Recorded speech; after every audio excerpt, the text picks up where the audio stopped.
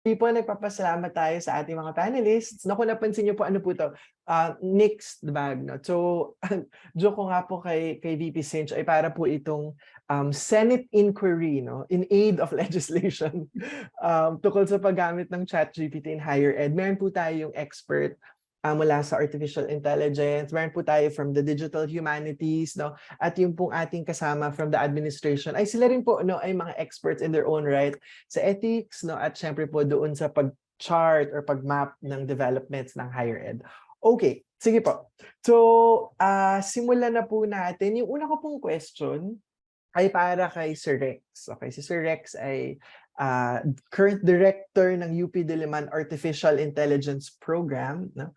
At so Sir Rex, nung mga nagbabasa-basa ako about ChatGPT, no, yung mga keywords na ginagamit, mga deep learning, natural language processing tasks, do yung kaya, no, ng ChatGPT. So siguro po para sa kaalam ng lahat, no, let's begin with what is ChatGPT and what makes it intelligent?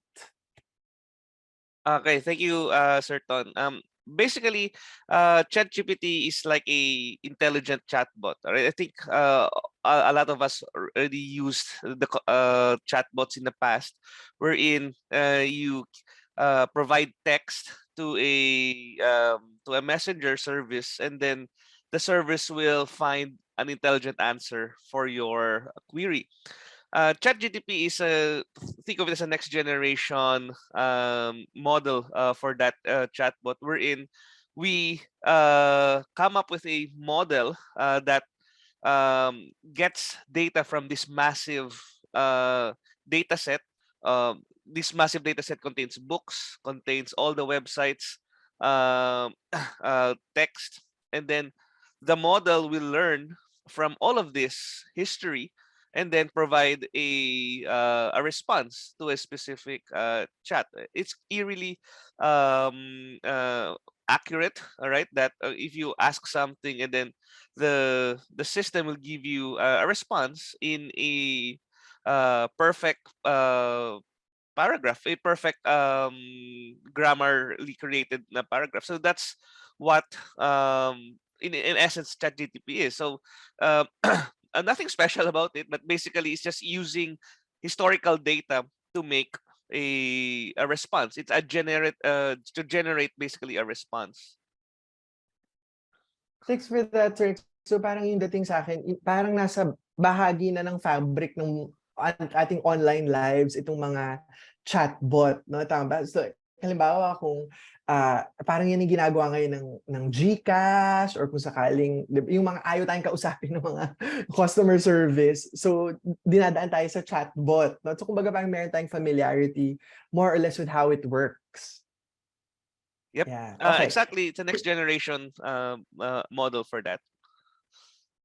Actually, Sir Rex, may tanong na agad sa'yo si Teacher Portia kung pwede raw ba gamitin yung ChatGPT para sumulat ng love letter kasi Valentine's Day bukas. So, happy Valentine's Day in advance po.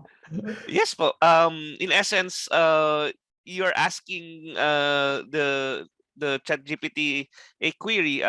What is Valentine's Day, and can you come up with a love letter? Basically, hanapin niya yung historical data na, uy, sino man nagsulat ng love letter in the past, and then gagawin niya, i-marry niya yun with other information like Saint Valentines and so on and so forth, with associated with the keyword of roses, and then that will come up with a generative paragraph.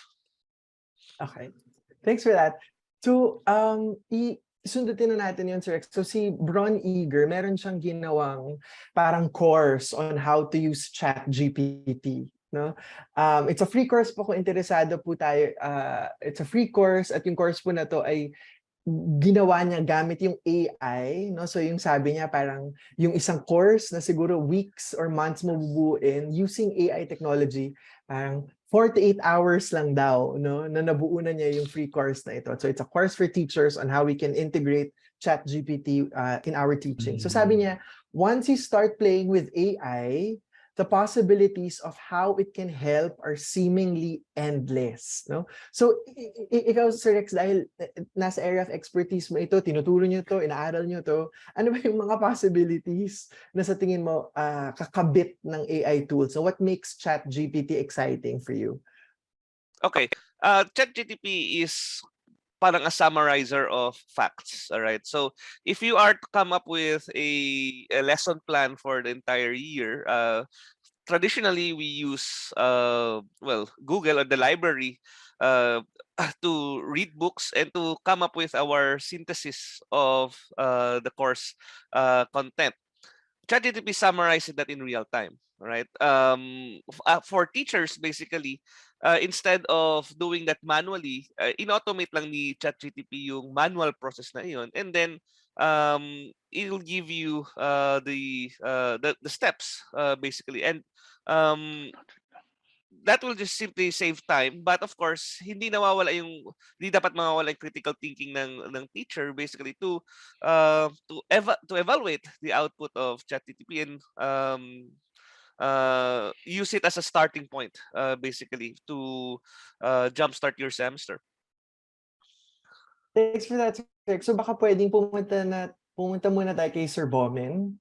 Hi, Sir Bomen. Thank you po for being here. Yan. So tama, Sir Bomen, no, you've tried ChatGPT. Parang you've tried having a conversation with ChatGPT. So nung nakita niyo po siya, ano po yung mga initial reactions ninyo, no? As a fellow faculty member? Well, na-realize ko, okay ba yung audio ko? Yeah. Na-realize ko na talagang kung sa usapin ng mga yun nga, pagpapagawa ng mga estudyante ng mga requirements, sa pamamagitan ng tool na ito ay talagang may plausibility na, yung ganun. Halimbawa, yung mga simpleng essay, o kaya mga text. Siyempre, kailangan nila ng konting intervention. Siguro, dapat tingnan naman nila, hindi raw, ChatGPT output. It's not the most convincing thing, Pero meron na nga rin kahit ngayon, may mga tools na rin to actually make it actually sound more natural, yung ChatGPT. So, ayun, it's really a problem, and how to face it, is something that siguro we can discuss today, kasama siyempre si Tess, saka si VP Cinch, marami sumasabi tungkol dyan. Pero ang siguro gusto kong idagdag lang tungkol dito sa katangian ng AI model nito na large language model, it's an example of disembodied AI. Wala siyang katawan, walang sensory, at least as far, yung kanyang current model, wala pa siyang direct interaction with the world. Ang kaalaman niya tungkol sa daigdig ay galing sa mga teksto lamang. Well, as we say, that without language, we won't know anything or we won't be able to interact with the world. But the world it knows, it's a purely language-based world. And even this world is abstracted from experience, from actual experience in the world. So dahil ito ay disembodied AI, of course, there's embodied AI, na pwede magkaroon ng actual interaction with human beings on the street, on the road, learning about things, Gayunpaman, dahil nga disembodied AI siya, yung kanyang pangunahing kaibahan, sa mga tao, it has, as it says, when it replies to you, it has no experience at all of the world. It doesn't know when it wakes up, when it sleeps. It can't even look out the window. It can't talk to you about what it did today, because it's disembodied. Kaya yun ang kailangan nating kung education ang pag-uusapan, we have to look at embodied pedagogy, because in a sense, itong disembodied system na ito is limited in that way. Of course, as it gets better, as it says, it's getting better at mimicking human responses, also that there will be future embodied versions, then magkakaroon tayo ng escalation of our problem. But at the moment, talagang it's a purely disembodied language model. So it's very limited, in terms of what experiences it can talk about. Thanks. Thanks for that, sir. Pero ikaw, halimbawa, speaking for your own classes, no, do you see yourself actually engaging with ChatGPT with your students? No, do you see it being integrated in your work, no, this semester? Tingin ko, ang problema natin ay pwede kasing i-approach natin yan na dapat linisin natin ang mga klase natin kay ChatGPT as some kind of plague, that we should avoid. Pero ang tingin ko, ang dapat nating gagawin ngayon, though there are various forms of AI din, na this is just one variant of it. And also there are risks, obviously, and dangers involved in this kind of technology. Pero taking the broader view, ang isang importanteng bagay ay we integrate AI interaction in education itself. We make it explicit. No? Kasi if it's not explicit, this kind of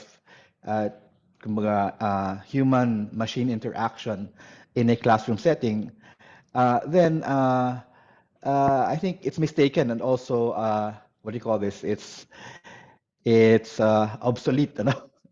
So kailangan talaga we develop mechanisms, pedagogy, to integrate a human AI interaction in the learning process. In this way, hindi ngayon magkakaroon ng estudyante ng paraan na I'll just write my essay in through AI, ang dapat gawin ng estudyante is to discuss yung interaction niya with AI.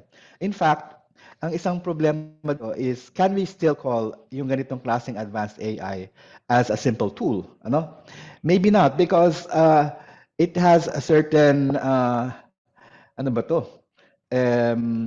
it's a tool is, kumbaga, ang tool, inuutusan natin na kung paano gawin ang bagay na ito. Pero ang AI, malaki yung antas ng interaction with you, in a way that can also be unpredictable. I'm not saying it has a will of its own. I'm just saying na yung isang model of approaching AI might not be useful by looking at it as a tool. It baka mas kind of entity that you're interacting with in a creative way or in a possibly creative way. So, yun ang tingin ko, hindi dapat natin kung sakaling maging laganap, I'm sure na hindi pa ganun kalaganap ang paggamit ng ganitong tools, pero sa ngayon, pero ang mahalaga ay gawin nating explicit na bahagi ng ating prosesong pang-edukasyon at hindi ito itago, isang tabi, o tingin ko ay medyo obsolete ang ganong klaseng pagtingin.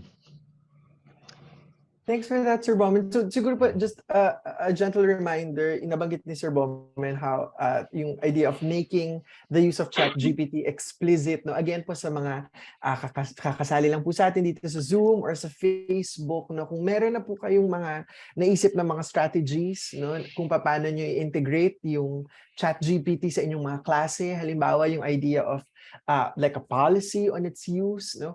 Please feel free po to share with us, no? So ang pwede pong gawin ng Office for the Advancement of Teaching ay to collate all of these suggestions, all of these current practices, no? And we're going to share with all of you po, no, yung mga faculty natin, ano yung mga nakikita nating best practices, no, when it comes to incorporating ChatGPT, no, sa atin pong pagtuturo at pagkatuto.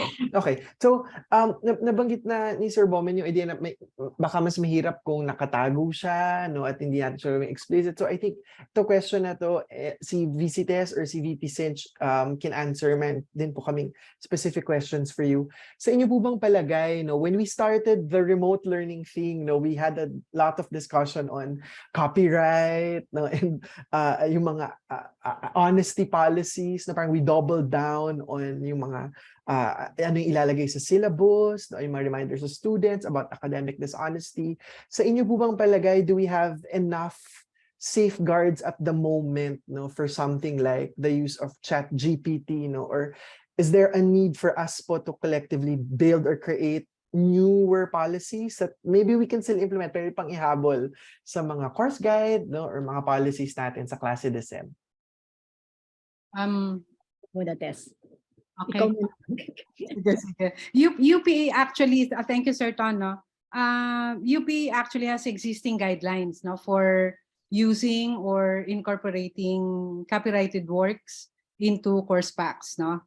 UP also released frequently asked questions regarding faculty copyright over course packs. And then the Technology Transfer and Business Development Office, or TTBDO, also released a copyright guide. So medyo marami na tayong guidelines no, na nailabas about copyright. And both our faculty and students are, well, I think, well informed of intellectual property rights and the consequences of deviations. No? For example, in research, such as inaccuracy in presenting data, or disrespect of informants, plagiarism, intellectual dishonesty, among others. No? Kasi we also have the student code in place. No, may mga karampatang sanctions, no, if you plagiarize, or if, for example, you did some intellectual dishonest things, no, in your work as a student or even as a faculty. So, okay. So siguro, Ton, I guess, ang problema kasi AI, may mga experiments na ng plagiarism and AI and yung mga anti-plagiarism tools natin, and they don't work, di ba? So plagiarism will not be caught in AI at the moment kasi bago yung kanyang mga inilalabas. Ibang formulation siya, hindi necessarily taking from citations. Meron ding experiment na the same question, kasi the question was, paano sa klase if the students ask the same question of AI, pare-pareho ba yung sagot na bibigay? And sa experiment, hindi pare-pareho. Although may mga similarities, hindi pare-pareho. So AI can produce something different. So given that, whatever we have may not be adequate or may not even be appropriate for this time. Sususugan ko lang yung point ni Bomen. Kailangan natin ng policy siguro about, kasi ito talagang wala na. ChatGPT is only one of the bots, di ba? You will have many more of this and they will develop. And it's also even GPTs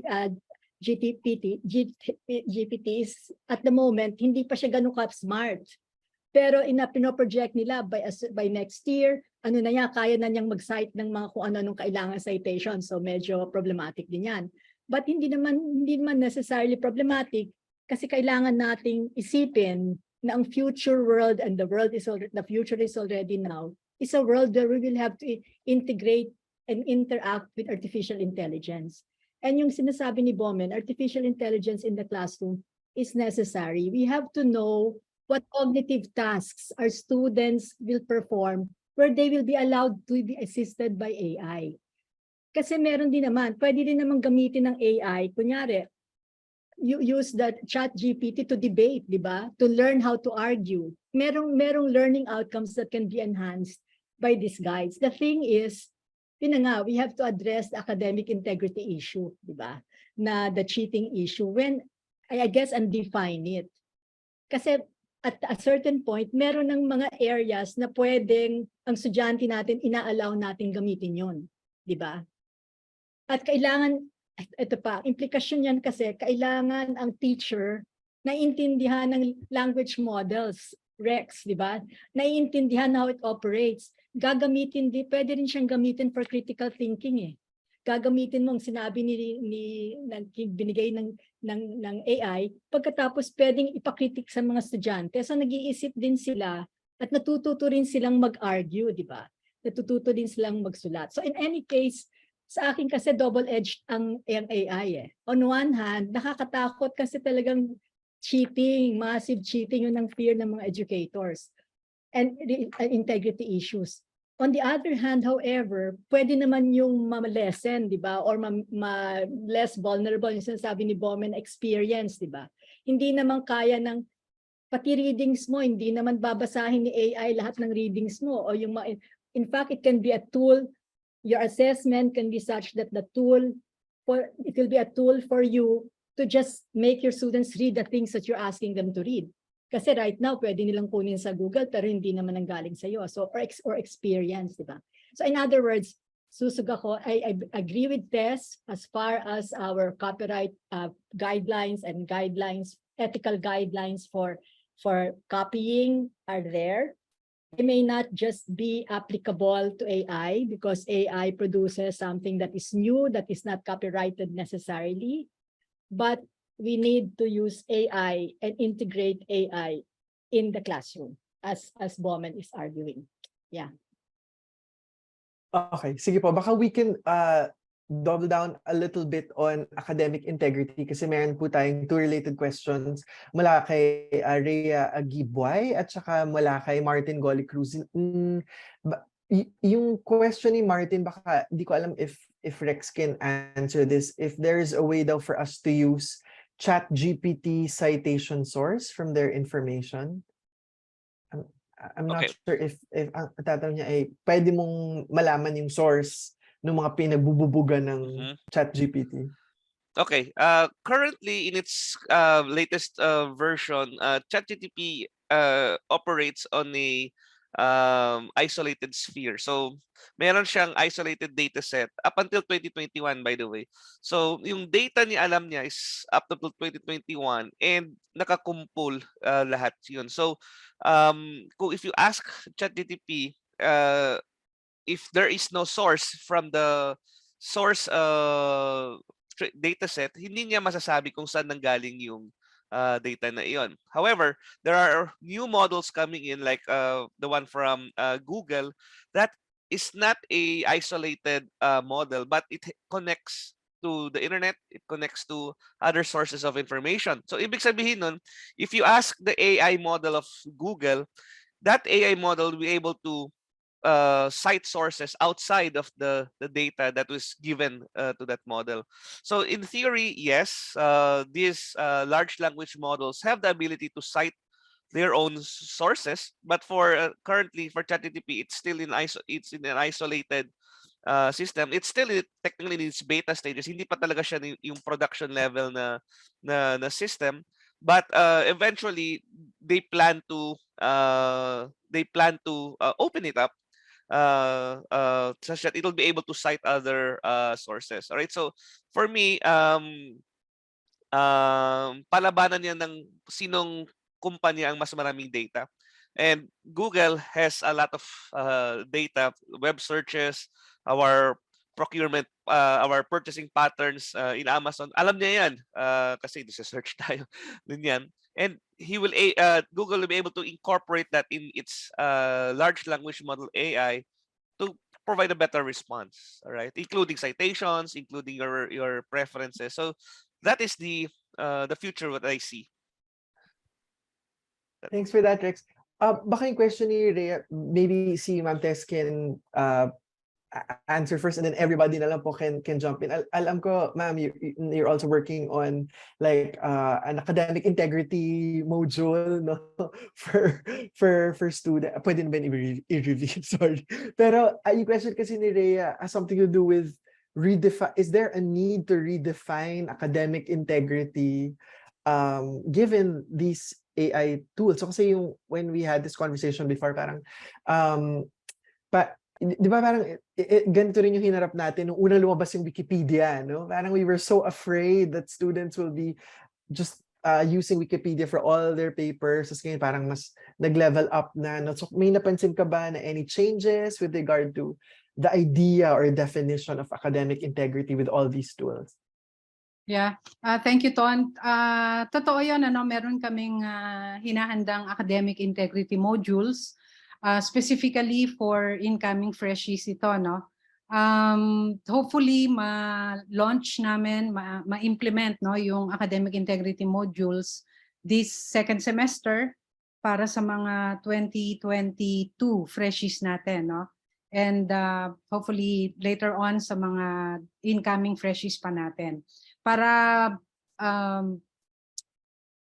at least more or less na magkaroon sila ng idea about research integrity and research ethics and academic integrity while freshie pa lang sila, no? Dahil marami silang kukuhanin na research methods classes and writing classes where they will need research ethics and academic integrity.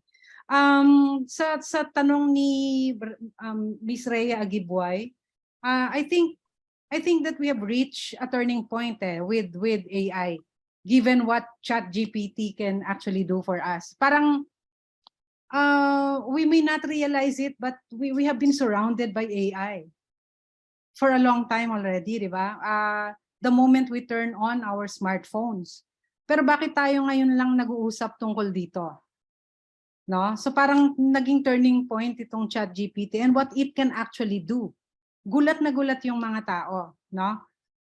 We have actually used Siri, di ba? Or Alexa for some Tasks. Simple tasks. simple tasks or even personal questions, sometimes to ease away boredom, di ba? Pero ganun lang ang karaniwang gamit nito sa atin, but we never really asked provocative questions. It was for fun. So nandyan din yung social networks. It has been there from Friendster, kapanahunan ng iba sa atin dito, no? Yung Friendster, pero hindi ko siya inabot no? Joke lang po. So from Friendster to Facebook, to Twitter and Instagram, no? We also have reference sites. Ang dami na niyan. No? Pero hindi tayo nagulat ng ganito. We have reference sites on the internet, no? Such as virtual encyclopedias, virtual newspapers, Google Scholar, Google Books, no? Meron tayong ResearchGate, Microsoft Academic, Worldwide Science, and yes, even Wikipedia. Na nung una, hindi natin yung gusto yung pag-emerge, no? But now, we have also been using Wikipedia, no? And it has these reference sites on the internet have somehow helped faculty and students in their research, no? However, we know that it was not easy embracing these technologies now when they first emerge, because we realize there might be drawbacks, diba? So the question is,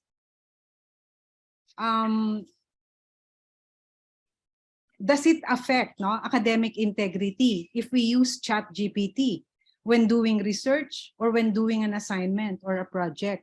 Or mas malalim pa siguro na tanong is it ethical to use ChatGPT when doing research or when doing an assignment or a project, no?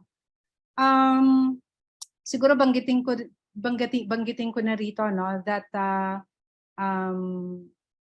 I happened to read an article, no, in New York Times. Ano nga ba yung hindi ko matandaan yung author, si Brian Chen, no?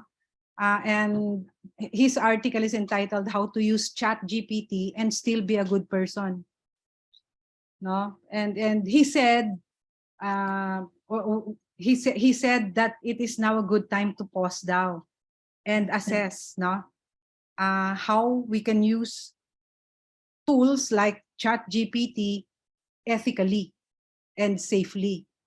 Pag sinabi nating ethically and safely, it means we take advantage of these AI tools without causing harm to ourselves or to others. No? And so he suggests understanding the limits and consequences of ChatGPT and other AI tools, no? Because it is important to understand how the technology works, to know exactly what you're doing with it, no? Do we follow what it says? Do we presume that what it says is true? Are our data safe? Or are the pieces of information we give out safe and true? Kasi di ba, if all the information we give out are stored by AI and used to answer somebody else's questions, will we not contribute to faulty analysis or even misinformation? So, halimbawa, yung ibang plagiarism checkers, it actually stores the papers we ask to be checked.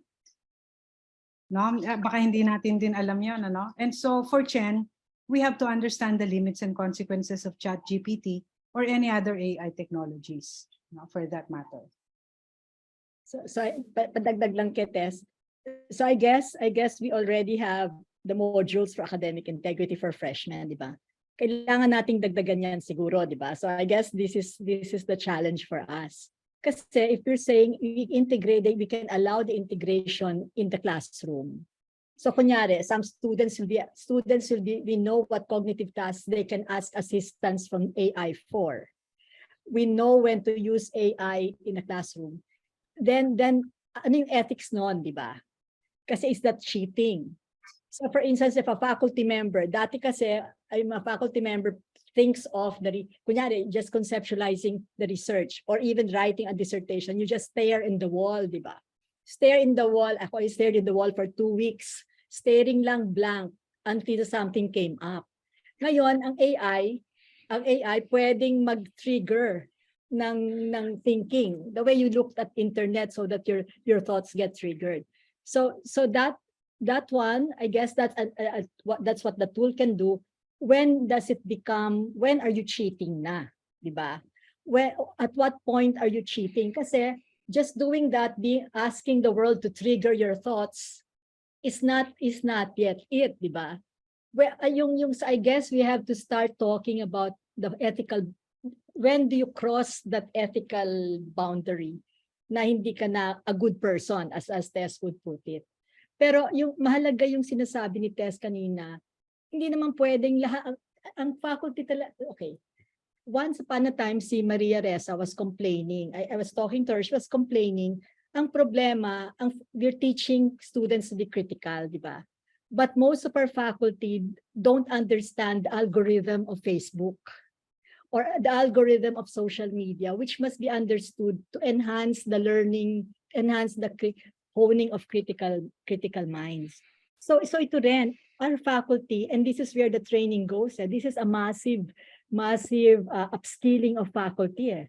Diba? To understand the language models, to understand their limitations, and to even show the students, panakot din to, di ba?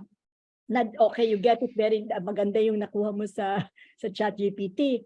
Pero when you start and you make the class critique, di ba? And verify the facts, and makita nila na hindi naman pala ganun, it's also a way of making them see that they cannot just get anything hook, line, and sinker from ChatGPT.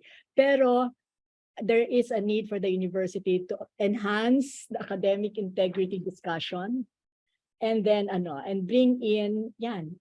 If you're interacting with AI already, that at what points, the ethics of it, the ethical parts of it, I guess the philosophers must be more active in this discussion. And the nuancing of academic integrity in the world of AI. Yeah. Yeah.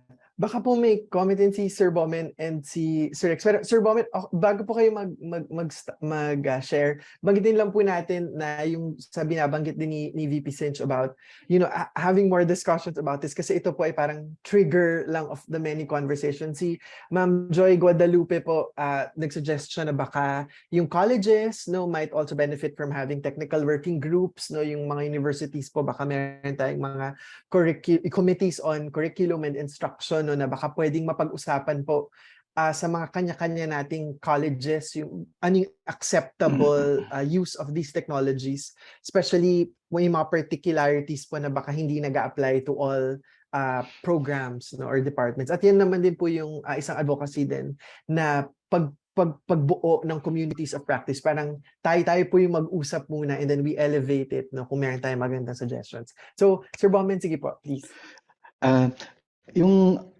Gusto kong sakyan yung ibang mga nabanggit, no? Pero yung on the one hand, there's that aspect also of some of the risks nabanggit kasi ito ni Tess kanina. I just want to of this kind of AI chatbot, itong mga chatbot na to are human data collection platforms.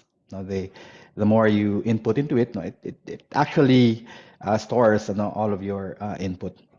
And siyempre, yun nga yung pinag-uusapan. Sabi nga yung ginagawa nga ng Google with its own chatbot is that it may change yung kanyang interface, from the well-known Google search bar, to a more chatbot oriented model, Ngayon, itong human data collection portals na ito ng mga chatbots, parang it's sort of problematic in terms of privacy and surveillance of whole populations. And these are private corporations which absorb all this data. So kailangan isipin yan ano, na yung aspect ng for our societies, no, which we want to be free ano, and also not totally under surveillance. Problematic din ang ilang aspects ng ganitong technology.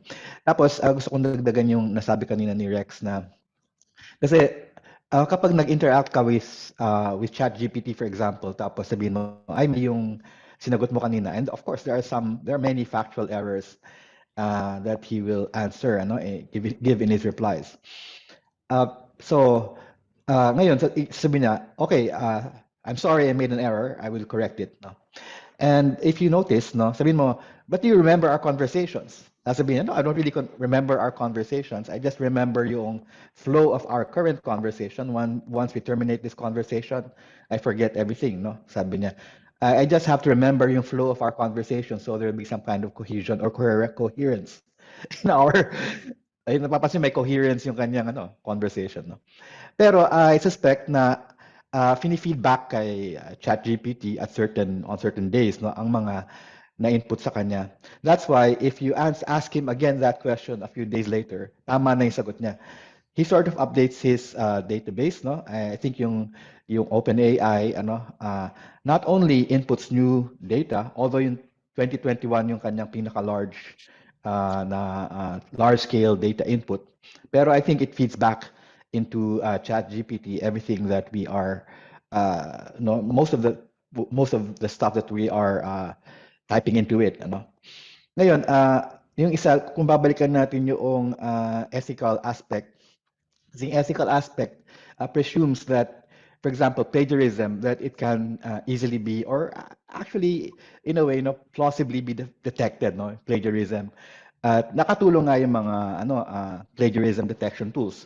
Actually sa Germany nga, 'di ba, may mga gumawa ng dissertations pa noong 1987, 83 biglang ngayon dahil na-digitize ang lahat ng mga dissertations, biglang kita lahat ng kanilang mga plagiarism biglang nag-read yung kanilang mga dissertations well, that's a problem for that kind of pero ang ChatGPT will only become better in terms of mimicking human produced text.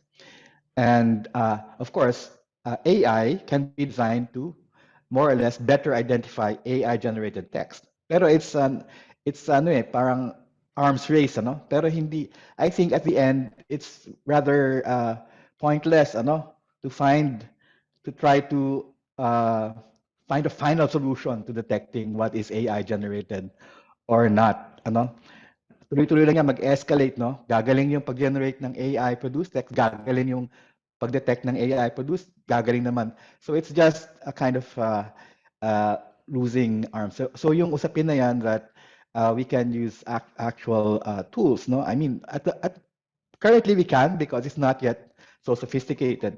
Pero mag-escalate yan to the point that it would be very difficult to actually detect what is AI generated. In fact, even factuality will improve. What I think is we have to do is we have to redefine what academic labor is at the moment. Redefine and rethink what academic labor, what pedagogy is at the moment. And yung products of academic labor and pedagogy might assume a more hybrid human-machine kumbaga output or product ito. So pero yun nga, what is human and what is machine at the moment Pero sa tingin ko kung aanin ko lang to at least yung current level ng ChatGPT it always says sabi niya it has no point of view it has no subjectivity, it has no context, even though it sounds very American. It sounds very American, but it says it has no context, it has no bias, it has no life experience, it has no physicality. Kaya ang tingin ko is that we should bring all of these back into education, into our pedagogy.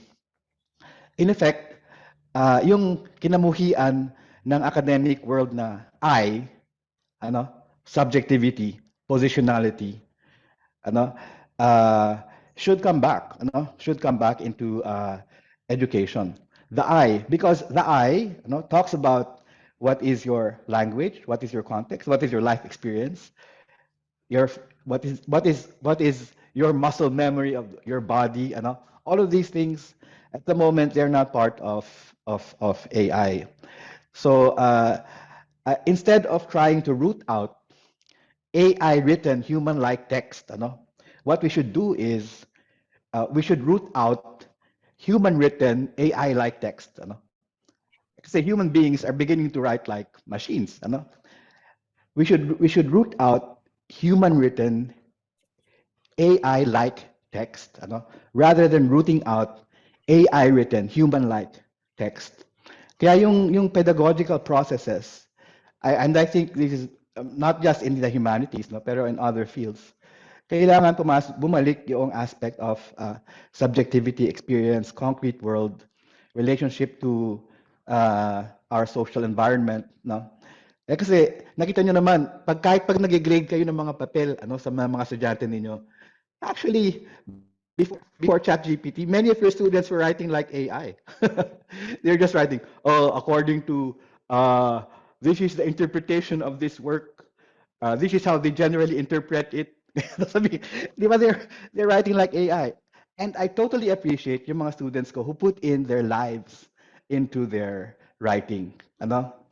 Who put in their experience, who put in their hatred of their teachers into the writing and of what they went through. I totally appreciate that. Tingin ko, and I give them, I recognize it by giving a higher grade to such works because they show engagement, commitment, involvement, rather than yung mga nasusulat ng iba kong estudyante, which are uh, written like machines. So tingin ko, we should reconfigure, even our academic labor, even writing our journal articles, in a way that our journal articles can't just be written by machines, but they bear a certain kind of positionality, individuality that we have rejected in the academe for so long. No? Although in a hybrid way with machines also, hindi pwede yung purity na yan na that we're looking for, or authenticity of the human. Kailangan ito ay isang interactive form, kind of human-machine relationship. Thanks for that, Sir Roman. Very important reminders. I don't know if Sir Rex would like to also comment on the rooting out of the AI text. Anything, Sir Rex, would like to add to that? Yes, I would like to extend yung sinabi ni Sir Bowman kanina. We have this AI text detectors. Basically, we have the one from Stanford, Detect GPT, and we also have GPT-0 from Princeton, and other models that are created that are they claim to be systems that can detect AI generated text, right? All of the systems unfortunately ngayon are not 100% accurate. So it means meron pa tayong tawag na false positive. Ibig sabihin nun, even if you have written that text, sasabihin ng detector na this is made by AI. So may false positives po tayo. And mayroon rin na AI generated na text pero hindi na detect ng mga detectors na to. So these tools, in my opinion, should not be used as the only factor in identifying or sentencing basically the student in doing this. So it's very hard to detect these outputs of, and of course every day, sabi ni Sir Bowman, it changes its answer, it improves itself because the model updates itself basically. Kasi ngayon in its beta stage, they are really improving the models. Over the past few weeks, since November, ang dami ng improvements na nangyari doon sa system. So these detectors really need to catch up, and there will come a time that hopefully magiging sobrang taas ng accuracy nila. But hindi talaga siya foolproof na tool to identify AI generated text. All right. What we can do is basically again what Sir Bomen, Ma'am Tess, and VPC mentioned, that we have to identify what learning outcomes or what academic requirements can mitigate the risk of using copy pasted chat GPT na output. Okay, so well, I agree with Sir Bomen na instead of just using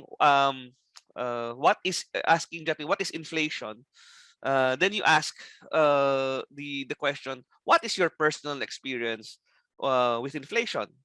Okay, yung second question na yun, hindi kaya isagutin ng GTP because ChatGPT nga has no personal take on inflation. So pero mo sabihin na nag-grocery ko ng December, sobrang mahal ng sibuyas, ganun. So that in itself, ChatGPT doesn't know that information. And in essence, you made it harder for ChatGPT to answer these questions. You can also improve your academic requirements by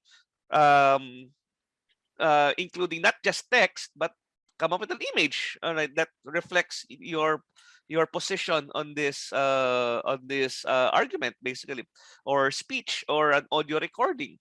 Yun, di kaya malaman, di kaya ng ChatGPT na gumawa ng audio recording for that matter. So in essence, we still can have these academic requirements that are that may have access to ChatGPT, but it'll take a hard time for ChatGPT, lesser risk for us as educators to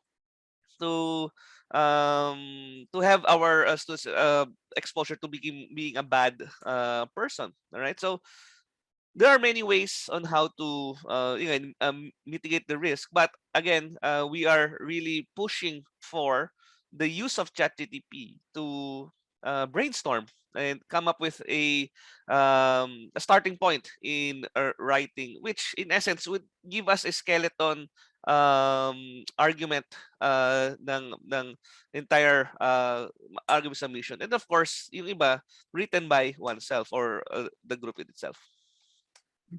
Siguro yung engagement, I guess when we go into assessments, yung sinasabi ni Bomen kanina na engagement. Kasi our courses may be such that you make them look at concrete problems that are confronted, for instance, by society, di ba? By society, even by UP.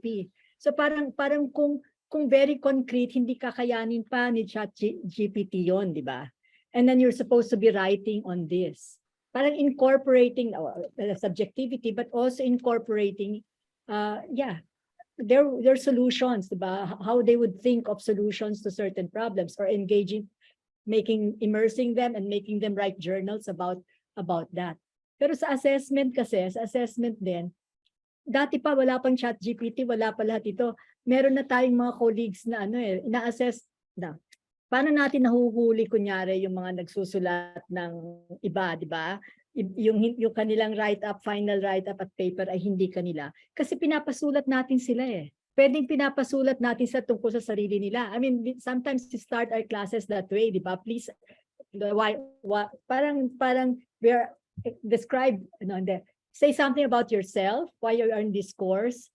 Tapos you have several of those, alam mo yung writing style, di ba? And then all of a sudden they submit to you and ibang-iba. That's what catches their attention. But apart from that, yung mga exams ng mga colleagues ko noon, yung mga bata kong colleagues, na dati pa, nag-oral exam sila eh. Kasi sa oral exam, hindi siya oral exam na objective, oral exam na pinapa-explain ka, diba? So hindi ka magre-rely on, kahit na siguro nag-rely ka on the text, but then pag nag-probe yung teacher, malalaman ng teacher kung ano. And in any case, we have traditional ways of handling our courses, of assessing, so that our students are not as vulnerable. But yun na nga, the other one to reduce vulnerability is concrete issues and problems in the air, in the country, in the locality, na hindi pwedeng ipagsama-samahin ni AI. Yeah, I agree with VP Sinch. No, I think we need to reflect on the kind of assessment tools that we use in our class. Siguro mas mahalaga that we ask our students to reflect and be more critical about the courses we teach. And tapos na siguro yung mga yung days na para tayong ATM, para tayong automated teller machine, kung ano yung naka-program, yun yung ano natin, babanggitin natin sa exam. So rote memorization talaga yung yung ginagawa ng mga estudyante. But if we ask more reflective questions, no, kung saan pwedeng maging mas lumabas yung critical thinking, no, ng mga estudyante, I think mas doon tayo mag-focus, no, as a university. So may tanong lang ako, siguro tanong ko kay Rex. Kasi parang ang feeling ko ngayon, mas vulnerable ang social sciences, humanities, kasi mas text-based eh. What about engineering? What about the engineering and natural sciences? And this gagawa ng thesis, ano yung vulnerabilities? Actually, VP Sinch, all of our domains are AI can find something that can easily be Language-based. automated. For example, in computer science, you can ask ChatGPT to write a code that will solve this problem, and that in itself is wala siyang personal experience nun because that is a theory. This is the most optimal way to solve this problem using this AI generated algorithm, and that's really based on historical data that somebody already published that information. So in essence, the All threat kinds of to languages pala. yeah All kinds of languages pala. yeah lahat po tayo should really level up because gone are the days that solve this problem willy-nilly because I think the concept dito is similar to when calculators were invented. Dati sa engineering, syempre, mano-mano na yung gumawa. X squared plus blah, blah, blah, blah, blah. You use mano-mano traditional pen and paper to solve this problem. Right? Then the calculator came in. Then mga iba classmate ko may matrix calculator pa na na kaya mag matrix operations na parang we basically as engineering part we accepted the use of calculators on certain academic requirements, but for other academic requirements that requires really you master the concept of this theory, then you have to use the manual method. All right, so you can use this technology on some requirements, but some others you still have to do the legwork. You have to learn the old-fashioned way, and then there's new other requirements that you can learn using the automated way. Si Professor Perry Esguerra ng physics. Nagpasok siya ng isang buong yung mga exam nila sa physics sa ChatGPT. At the moment, well, these are formulas, of course. At the moment, hindi pa ganun kataas yung passing, yung pag-pass ng ChatGPT. I think it could, as far as I remember, mga 65, 70%. Medyo, sorry, or even less, no? Medyo bagsak pa si ChatGPT. But it can only improve, It can only improve in terms of answering actual mathematical problems posed to it. Tapos, yung nabanggit nga ni Rex kanina na tungkol sa pag-generate ng mga computer programs, although hindi foolproof at hindi laging tama yung kanyang result, it can actually program in an array of computer languages, no? In several even extinct computer languages.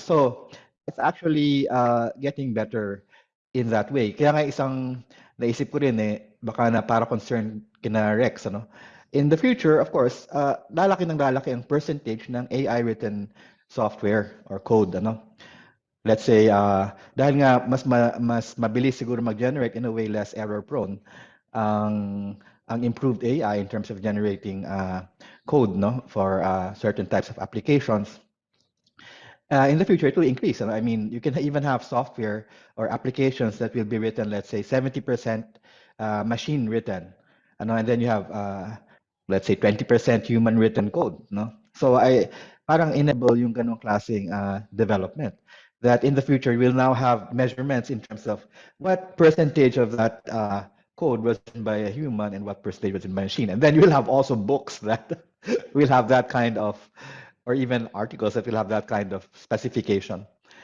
Baka may gustong idagdag si Rex doon sa ganung klaseng Yes, problema. sir. I would live to see the day that AI will be able to do the pre-enlistment sa CRS. Kung AI na yung pre-enlistment and assignment of slots, I can retire as as the university registrar for CRS. But in essence, yes, a lot of these models will just go better. That's the forecast. And we just have to be aware of all of the strengths and weaknesses of all of these AI tools. And as a benefit that my argument really is that we should really never ban these systems, because we are teaching our students when they get out of school, they would live in the world na maraming talagang AI, as VP Cinch mentioned. So we should train them to be critical also of what are the strengths and the weaknesses of all of these tools, and then how to basically utilize these tools to their advantage and not become a bad person. So Yeah. Tess, VP ikaw muna, VP Tess. Ikaw muna, Tess. I was just about to add yung ano rin kasi usapin din ito, democratization of knowledge, no? Sabi nga ng isang kaibigan mula sa social department. Usapin ng democratization of knowledge. We have kumbaga wide coverage of information, no, that is accessible via the internet. Kaya hindi rin, I mean, it's not all negative, no. The concerns about ChatGPT, it's not all negative kasi it democratizes knowledge then. It democratizes education, which is very important. Which was why we were so excited about social media early on, because of it democratizes knowledge, democratizes information, and it can be a very good tool for democracy. However, we're seeing now, the other side of it. Kaya nga napakahalagang how to make our students critical. I mean, critical thinking is really something that we really have to proactively and purposely think about, even in terms in our classes, di ba? So yung at saka at the end of the day, I guess our goal is not to teach our students specific tasks, but for them to be able to be resilient in a world that they understand. Kaya naisip ko nga, ewan ko, this is going to be, I guess all of us, maybe part of our core course, that is inisip ko, baka digital literacy. Hindi, it is really an understanding of AI, an understanding of how it works, di ba? Pwede ba siyang isama sa science and society and technology? Pero baka pwedeng dapat hiwalay. I mean, yung na all of us, including faculty, understand it so that we are able to think more about how to make our students critical.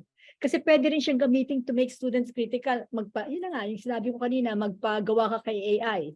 Tapos ang mga estudyante, i-critique nila yun, di ba? Pa-fact check nila. Then merong learning process din, di ba?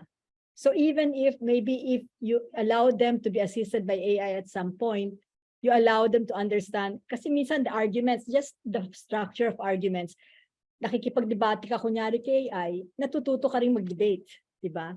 But yun na. Kailangan pa rin nating magsama-sama na paano isipin yung when to be good and when are you good and when are you no longer, you're already crossing to the bad side, di ba?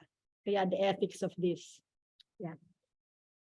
Sige po. Now, having said that, VP Sage, siguro po at this point, subukan na natin i-summarize what we've been discussing so far. I think yung nagiging malinaw ay mahalaga na we make the use of ChatGPT explicit, no, na hindi natin siya dapat itago sa mga estudyante, that we make them aware of its limits and its possibilities, no.